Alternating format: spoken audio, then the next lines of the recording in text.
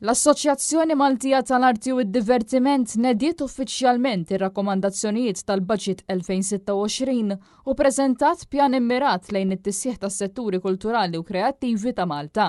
Il-proposti ġew introdotti taħt il-kampanja nazzjonali Secure Creative Futures, Stabilize, Reform, Invest. Id-dokument jippreżenta 33 rakkomandazzjoni u jappella lill-Gvern sabiex jieħu azzjoni deċiżiva fil-budget ħalli jindirizza l-isfidi li ilhom jeżistu fl-ekosistema kreattiva.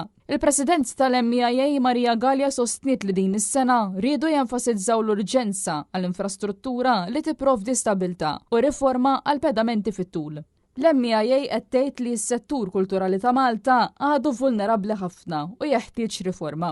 Fl-istess qarrija argumentaw li l-policies attwali jiffavorixxu l-istituzzjonijiet fuq skala kbira u jitraskuraw l-ekosistema usa meħtieġa biex tiġi sostnuta ekonomija kreattiva diversa u b'saħħitha. I-33 rakkomandazzjoni mresqa mill-MIA huma miġbura fit-8 oqsma ewlenin ta' riforma. Dawn jinkludu il-finanzjament pubbliku fit-tul għal organizzazzjonijiet kulturali indipendenti permezz ta' Fond Nazzjonali ta' Sħubija Kulturali, protezzjoni aħjar għal ħaddiema permezz ta' paga ġusta, assigurazzjoni għal freelancers u għajnuna legali, inċentivi finanzjarji ġodda bħal rifużjonijiet kulturali fi flus kontanti u appoġġ għal films u l-pubblikazzjoni Maltin, riformi fil-finanzjament tal-Kunsill tal-Arti inkluż dħul bażiku għall-artisti, pjanta 10 snin għall-ispazji kreattivi u l-infrastruttura, riċerka mtejba u ġbir tad-dejta permezz ta' stħarriġ dwar l-udjenza u rapporti annwali u jeħtieġ ukoll enfasi aktar qawwija fuq il-ħiliet u l-edukazzjoni,